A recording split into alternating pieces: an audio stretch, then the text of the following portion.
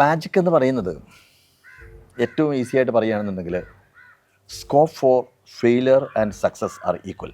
മാജിക്കിനകത്ത് perform ചെയ്യുന്ന സമയത്ത് it's lot of practice needed for that, to perform lot of confidence needed for that.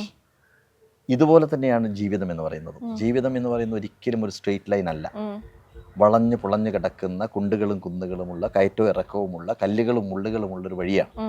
അപ്പോൾ നമ്മൾ ഈ പാറയുടെ മുകളിൽ ഇവിടെ കയറി ഇരിക്കണമെന്ന് ആഗ്രഹിക്കുന്ന സമയത്ത് നമ്മൾ കയറി വരാൻ എടുത്ത ആ സ്ട്രെയിൻ ഉണ്ടല്ലോ, ഈ സ്ട്രെയിൻ തന്നെയാണ് ഉയരങ്ങളിലേക്ക് കുതിക്കാൻ ആഗ്രഹിക്കുന്ന ഒരാളെ സംബന്ധിച്ചിടത്തോളം എടുക്കേണ്ടത്.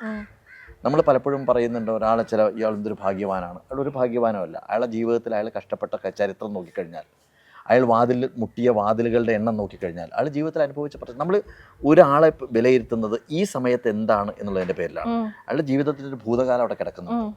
അപ്പം ഞാൻ മാജിക്കിൻ്റെ രംഗത്ത് ഇപ്പം ഇങ്ങനെ നിന്നിരുന്നു, അല്ലെങ്കിൽ ഞാൻ ഇപ്പോൾ നിങ്ങൾ നടക്കുന്ന കാണുന്നതെല്ലാം ഇതൊക്കെ ഉണ്ടാക്കിയെടുക്കാൻ പെടുന്നൊരു പാടുണ്ട്.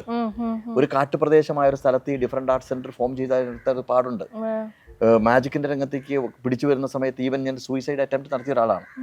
അപ്പോൾ ജീവിതത്തിൽ എത്രമാത്രം കഠിനമായിട്ട് അധ്വാനിച്ചു എന്ന് പറയുന്നൊരു പാസ്റ്റ് ഉണ്ട്.